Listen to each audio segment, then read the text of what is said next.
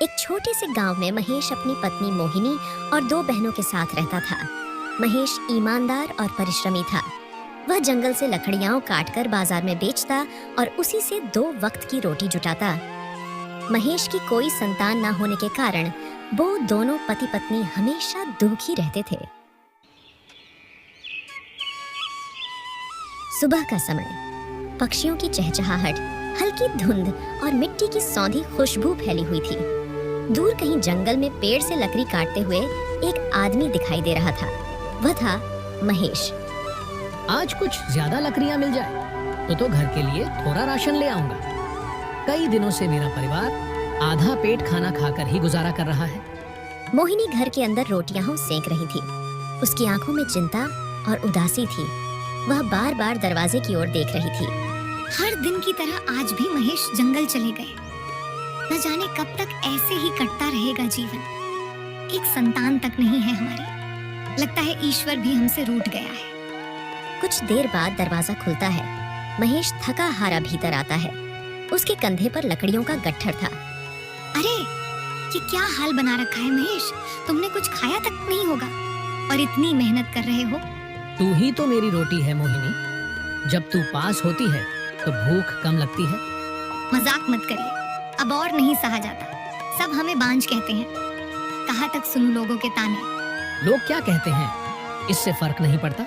मुझे तू चाहिए, कोई और नहीं। दोपहर का समय, बाहर आंगन में 2 युवती आती हैं। दोनों मोहिनी की ननदें हैं, रेखा और सुनीता।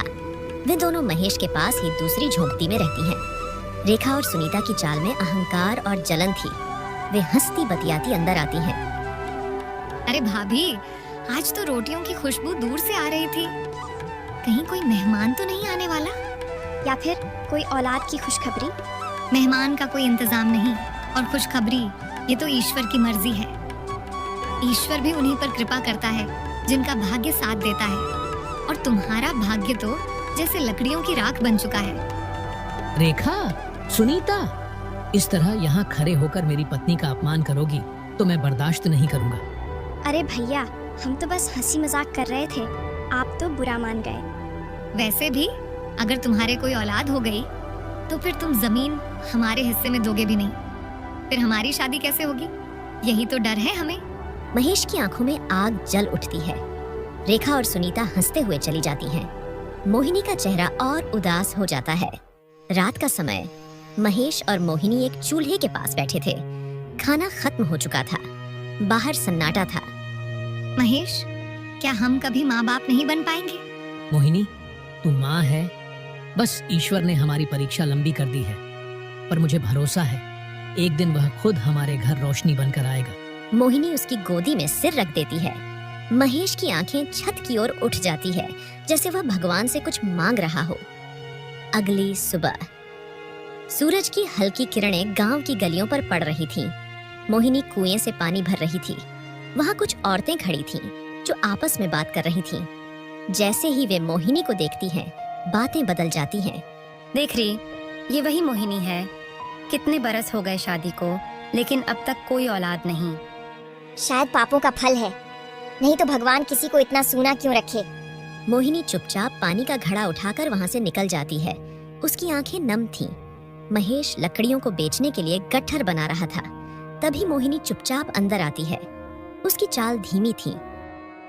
महेश उसका चेहरा देख सब समझ जाता है। मोहिनी, क्या फिर से किसी ने कुछ कहा? नहीं, कुछ नहीं।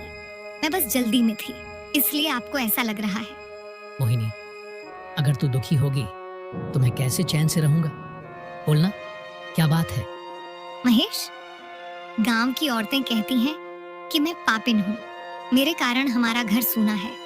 मैं हर रात भगवान से रो रो कर पूछती हूँ, मेरा कसूर क्या है? महेश उसे गले लगा लेता है। तू मेरा अभिमान है मोहिनी। दुनिया जो चाहे कहे, पर मेरे लिए तू संतान से बढ़कर है। तू चिंता मत कर, हम मिलकर अपने भाग्य को बदलेंगे। रेखा और सुनीता गांव की एक बुजुर्ग महिला चंद्रा काकी से मिलती है, जो झाड़ फूंक और टोटकों के लिए जानी जाती है। वे चुपके से साजिश रच रही थी। काकी, हम चाहते हैं कि मोहिनी कभी माँ न बन पाए। कोई ऐसा उपाय करो जो बस दिखे पूजा जैसा, लेकिन असल में उसका गर्भ ही न ठहरे। बड़ी भारी बात कह दी बिटिया, लेकिन कुछ जड़ी बूटियां हैं जिससे उसका शरीर कमजोर हो जाएगा। मैं दे दूंगी, पर काम गोपनीय रहना चाहिए। बस यही चाहिए काकी, ताकि हमारा हिस्सा न छिने और उसका जीवन यूं ही अधूरा रह जाए। तभी वो जमीन बिक पाएगी और हमारी शादी हो पाएगी। तीनों की हंसी गूंजती है। रात का समय। महेश और मोहिनी चूल्हे के पास बैठे थे। एक थका दिन गुजर चुका था। मोहिनी के चेहरे पर थकावट और चिंता दोनों थीं। महेश, आज मंदिर में पुजारी जी मिले थे। उन्होंने कहा, पास के जंगल में एक बाबा रहते हैं। वो सिद्ध पुरुष हैं। उनके आशीर्वाद से कई बांझ स्त्रियां मां बनी हैं। सच कह रही है तू? फिर तो हमें सुबह ही चलना होगा वहाँ। पर बाबा केवल उन्हें दर्शन देते हैं जो सच्चे मन से जाते हैं और परीक्षा देते हैं। अगर तू साथ है तो हमारी हर परीक्षा आसान है। अगले दिन महेश और मोहिनी एक तंग रास्ते पर चल रहे थे। चारों ओर घना जंगल था। पक्षियों की आवाज और दूर दूर तक हरियाली फैली हुई थी। महेश, पैर जवाब दे रहे हैं, ये रास्ता बहुत लंबा है। क्या हम सही दिशा में जा रहे हैं? हाँ, पुजारी जी ने बताया था कि शिव मंदिर के पीछे से पगडंडी पकड़धनी है। वही हम चल रहे हैं। बस थोड़ा और चलना होगा। अगर वहाँ बाबा सच में हैं, तो शायद हमारी तकदीर भी बदल जाए। दूसरी ओर रेखा और सुनीता की चाल। रेखा और सुनीता मोहिनी के घर के पास आती हैं। घर खाली देखकर मुस्कुराहट उनके चेहरे पर फैल जाती है। अब इनका घर भी सूना और भविष्य भी। जब लौटेंगे तब तक बहुत कुछ बदल चुका होगा। काकी की दी हुई बूटी हम दूध में मिलाकर रख देंगे। जब मोहिनी पिएगी तो उसका शरीर ही गर्भ के लायक नहीं रहेगा। वे दोनों घर में घुसकर एक कटोरी में कुछ मिलाकर चूल्हे के पास रख देती हैं और चली जाती हैं। पर वहीं पास में घूम रहा चूहा उसे गिराकर चला जाता है। शायद ये भगवान का भेजा कोई फरिश्ता था। महेश और मोहिनी रास्ता भटक जाते हैं। तेज धूप और प्यास के कारण उनकी हालत बिगड़ने लगती है। हम रास्ता भूल गए महेश। न कोई संकेत है, न कोई इंसान। अब क्या करेंगे? डर मत मोहिनी, तू मेरा हाथ थामे रहना। हम आए हैं भरोसे के साथ और खाली हाथ वापस नहीं जाएंगे। तभी एक वृद्ध साधु अचानक एक पेड़ के नीचे बैठे दिखाई देते हैं। सिर पर जटाए, आंखों में तेज। बेटा, प्रेम और विश्वास लेकर जो आता है उसकी पुकार मुझ तक स्वतः ही पहुंच जाती है। प्रणाम बाबा। बाबा, हम बहुत कष्ट में हैं। वर्षों से संतान की इच्छा है, लेकिन भाग्य ने साथ नहीं दिया। अब तो मोहिनी टूटने लगी है। जिस स्त्री के पति का मन सच्चा हो उसे कोई बांझ नहीं कह सकता, लेकिन संतान पाने से पहले तुम्हें एक परीक्षा से गुजरना होगा। कैसी परीक्षा बाबा? रास्ते में एक पुराना कुआं आएगा जिसमें कोई भी अपने डर को देख सकता है। उस कुएं में झांकने की हिम्मत तुम्हें दिखानी होगी। अगर तुमने डर पर जीत पाई तभी वरदान प्राप्त होगा। महेश और मोहिनी बाबा के बताए अनुसार चलते हैं। कुछ देर बाद उन्हें एक पुराना टूटा फूटा कुआं दिखता है जिसके चारों ओर सन्नाटा है। यही होगा वो कुआं। क्या सच में इसमें कुछ दिखाई देगा? मुझे झांकने दो। जैसे ही वह अंदर झांकती है, उसे अंधकार में अपनी नंदों का चेहरा, तानों की आवाजें और डरावने दृश्य दिखाई देते हैं। वह पीछे हट जाती है। नहीं, मैं इतनी दुर्बल नहीं हूँ। मैंने सालों तक ताने सहे हैं, लेकिन अब और नहीं। मैं माँ बनूंगी। फिर वह पुनः झुककर कुएं में देखती है और शांत हो जाती है। कुएं में अब सिर्फ उसका प्रतिबिंब दिखाई देता है, शांत, दृढ़ और आशावान। उसे पता चल चुका था कि अब किससे सावधान रहने की जरूरत है। तभी बाबा वहां प्रकट होते हैं, जैसे कोई अदृश्य शक्ति प्रकट हुई हो। अब तुम दोनों परीक्षा में सफल हो चुके। ये लो, तुलसी की यह विशेष माला रोजाना भगवान शिव के आगे रखकर पूजा करो। तुम्हारे आंगन में बहुत जल्द किलकारी गूंजेगी। धन्यवाद बाबा। आपके आशीर्वाद से हम एक बार फिर जीने की उम्मीद लेकर लौट रहे हैं। कुछ महीनों बाद महेश के घर में खुशी आ चुकी थी। पास पड़ोस की औरतें बधाइयां देने आ रही थीं। मोहिनी की गोद में एक प्यारा सा नवजात बच्चा था। उसका चेहरा शांत और मासूम था। भाभी, कितना प्यारा है, जैसे चांद का टुकड़ा हो। महेश भाई का भाग्य खुल गया। देखो, कितनी सुंदर संतान मिली है। रेखा और सुनीता दूर कोने में खड़ी थीं। उनके चेहरे पर कृत्रिम मुस्कान और दिल में जलन की आग थी। ये कैसे हो गया? हमने तो इसके लिए जहर रखा था। अब तो सब कुछ उसी बच्चे के नाम हो जाएगा। भाई जमीन भी उसी के नाम करेगा।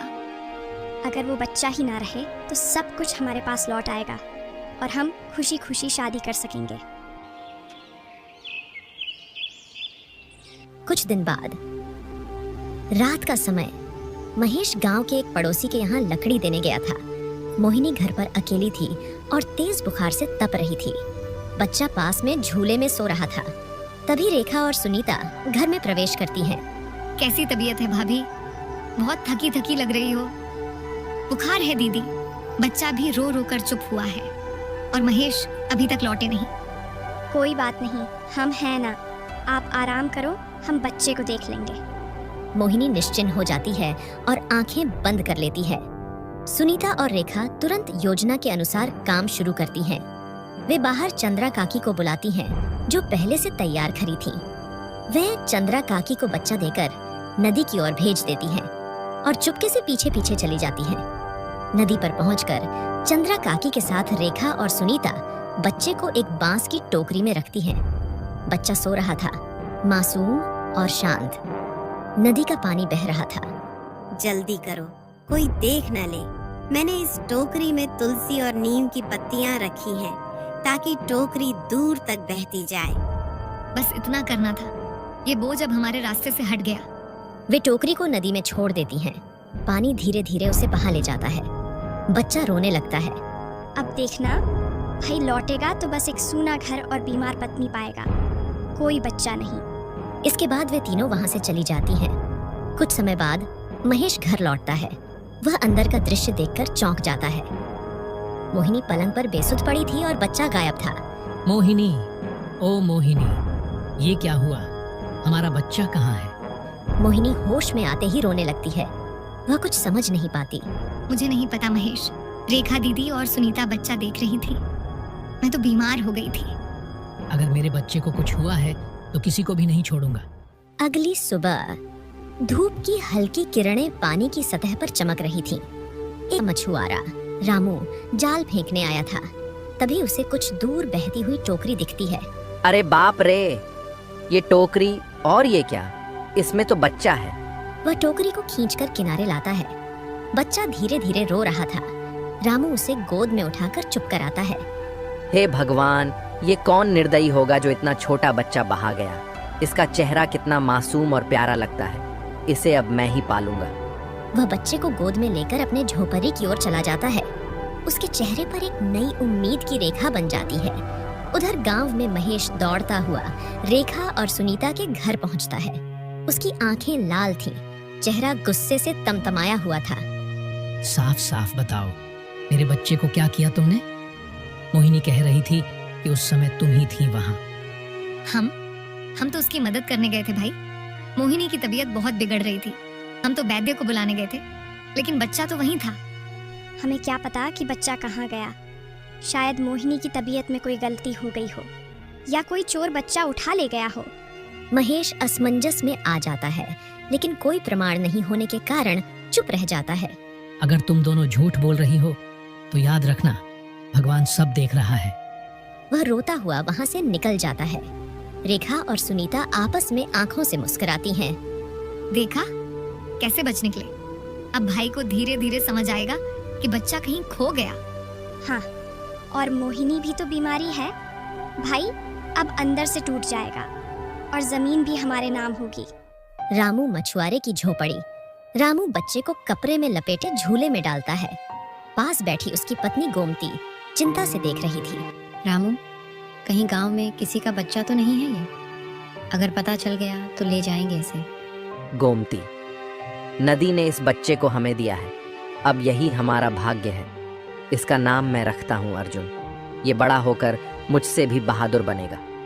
आप तो पहले ही इसे अपने दिल में बसा चुके हो। मोहिनी अब भी बिस्तर पर थी। उसके चेहरे पर कमजोरी और खालीपन था। वह बार बार बच्चे को याद करके रो रही थी। मेरा बच्चा, मेरी गोद क्यों सूनी कर दी भगवान? कहाँ है मेरा लाल? महेश उसके सिर पर हाथ रखता है। उसकी आंखों में आंसू थे। मोहिनी, मैं हार नहीं मानूंगा। मैं तुझे और तेरे बेटे को फिर से एक करूंगा। मुझे यकीन है कि वह जीवित है। 10 वर्ष बाद अर्जुन अब 10 साल का हो चुका है। दिमाग से तेज, समझदार और सीधा सादा। वो जाल बुन रहा था जबकि रामू और गोमती पास बैठकर उसकी ओर देख रहे थे। अर्जुन बेटा, अब तू मुझसे भी अच्छा जाल बुनने लगा है। बाबा, मैं बड़ा होकर और भी बड़ा मछुआरा बनूंगा। भगवान तुझे लंबी उम्र दे बेटा, पर एक बात है। गोमती रुक जाती है। अर्जुन ध्यान देता है। क्या बात है माँ? कभी कभी मुझे लगता है कि तू हमसे थोड़ा अलग है। तेरी शक्ल भी रामू जैसी नहीं, और जब तू रोता है तो किसी और को याद करता है। ये सुन रामू गंभीर हो जाता है। आज सच बता देता हूँ अर्जुन, तू हमें नदी के बहाव में एक टोकरी में मिला था। मतलब तुम मेरे असली माँ बाप नहीं हो? रामू और गोमती का सिर झुक जाता है। अर्जुन की आंखों में आंसू आ जाते हैं। गांव में महेश का घर। मोहिनी अब भी चुपचाप रहती थी। उसके सारे सपने टूट चुके थे। आंखें बुझी बुझी सी थीं।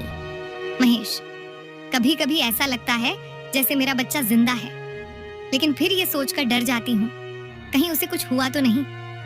मुझे भी यही लगता है मोहिनी, और मैं आज भी सच जानने की कोशिश में हूँ। ठीक उसी समय गांव में चर्चा होती है कि पास के गांव में एक मछुआरे को सालों पहले नदी में बच्चा मिला था। महेश भैया, सुना है पास के गांव में एक मछुआरा है रामू। उसे कुछ साल पहले नदी में एक बच्चा मिला था और अब वो 10 साल का हो गया है। महेश का चेहरा चौंक उठता है। क्या कहा? नदी में बच्चा? उधर अर्जुन अकेला झोपड़ी के बाहर बैठा था और आसमान की ओर देख रहा था। मेरे असली माँ बाप कौन है? क्या उन्होंने मुझे छोड़ा या उनकी कोई मजबूरी थी? वह निर्णय करता है कि वह सच जानेगा। उधर महेश भी निर्णय करता है और रामू के गांव की ओर चल देता है। अगर वह बच्चा मेरा है तो मैं उसे इस बार अपने सीने से लगा कर रखूंगा। अर्जुन अपने सवालों का उत्तर खोज रहा था और महेश अपने बेटे को। गांव में रेखा और सुनीता की बेचैनी बढ़ गई थी। उन दोनों की अभी तक शादी नहीं हुई थी, मगर जब महेश की खोज की बात उन्हें सुनाई देती है तो घबरा जाती है। सुनीता, अगर वह बच्चा मिल गया और उसे सब कुछ याद आ गया तो हमारा किया सब उजागर हो जाएगा। अरे, लेकिन उस बच्चे को क्या ही पता होगा। लेकिन फिर भी हमें कुछ करना होगा। अगर महेश भैया को कहीं से कोई बात पता चली तो हम जेल जाएंगी। उधर आखिर में अर्जुन घर छोड़ने का फैसला करता है। वह रामू और गोमती के चरण छूता है। माँ, बाबा, आपने मुझे पाल पोस कर बड़ा किया, पर अब समय है कि मैं अपनी असली पहचान तलाश करूं। जाओ बेटा, सच्चाई की तलाश कभी गलत नहीं होती, मगर याद रखना हमारे दिल में तुम हमेशा रहोगे। इसके बाद अर्जुन एक गठरी लेकर वहां से चल देता है। रामू अपने घर के बाहर उदास बैठा था। तभी महेश दौड़ता हुआ आता है। भाई, सुना है आपको सालों पहले एक बच्चा नदी में बहता मिला था। क्या आप मुझे उसके बारे में कुछ बता सकते हैं? हाँ भाई, उसका नाम हमने अर्जुन रखा। वो अब बड़ा हो गया है। कुछ देर पहले ही वह सच्चाई जानकर निकला है। निकला है? पर कहाँ? अपने माता पिता को खोजने।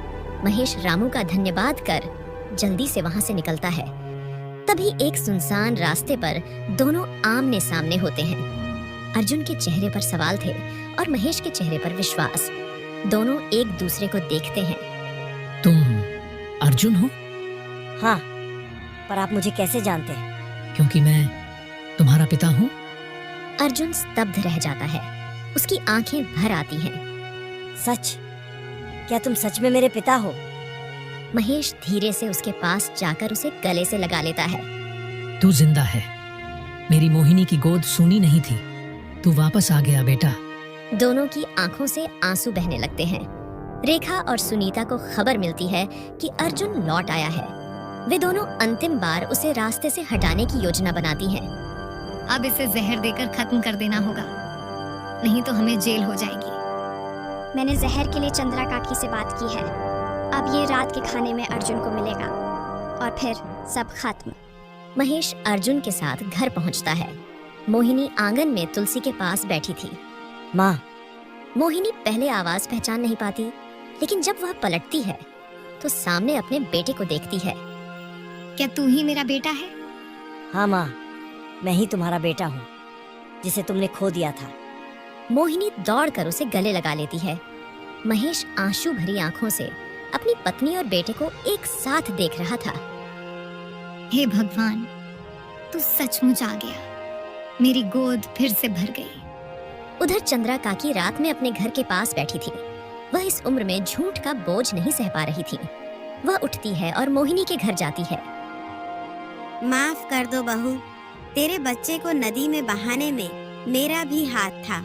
रेखा और सुनीता ने मुझे पैसों का लालच दिया था। सब स्तब्ध रह जाते हैं। बहुत हुआ, अब ये मामला पंचायत में जाएगा। गांव का चबूतरा, चौधरी, गांव वाले, महेश, मोहिनी, अर्जुन, चंद्रा काकी और रेखा सुनीता सब मौजूद थे। सुनो, गांव की इज्जत और किसी माँ की ममता से बड़ा कोई अपराध नहीं होता। चंद्रा काकी, तुम सबके सामने सच बोल चुकी हो। अब बताओ, रेखा और सुनीता ने ऐसा क्यों किया? साहिब, उन्होंने कहा था कि अगर उनका भाई बाप बन गया तो जमीन उनके हाथ से निकल जाएगी और फिर कभी उनकी शादी नहीं हो पाएगी। इसलिए उन्होंने बच्चे को मरवाने की योजना बनाई और मैंने उनका साथ देकर बहुत बड़ा पाप किया। रेखा और सुनीता, तुमने जो किया वह न सिर्फ एक माँ के खिलाफ था बल्कि मानवता के खिलाफ भी था। यदि तुम्हें शादी करनी थी तो तुमने इस बात को पंचायत में क्यों नहीं रखा? अगर महेश गरीब भी था तो हम सब मिलकर तुम्हारे लिए कुछ न कुछ करते, पर तुमने इतना बड़ा कदम उठाया। सुनो सभी, पंचायत का फैसला है कि दोनों बहनों को गांव से बाहर किया जाए। ऐसे लोगों का समाज में रहने का कोई अधिकार नहीं है। और हाँ, जो चंद्रा काकी ने किया वह भी अपराध है, लेकिन अपने अपराध को कबूलने के कारण उन्हें माफ किया जाता है, पर सामाजिक बहिष्कार 3 महीने तक जारी रहेगा। गांव के लोग तालियां नहीं मगर संतोष की आवाज में सहमति प्रकट करते हैं। रेखा और सुनीता सिर झुकाकर रोती हैं। हमें माफ कर दो भैया, लालच ने हमें अंधा बना दिया था। माफी, अब बहुत देर हो चुकी है। अगर आज काकी हमें न बताती तो तुम दोनों मेरा जीवन बर्बाद कर देती। चली जाओ यहाँ से। माँ, अब मैं हर सपना पूरा करूंगा। आपकी आंखों का आंसू अब कभी नहीं गिरने दूंगा। तू ही मेरा वारिस है बेटा, अब तू ही इस घर की शान है।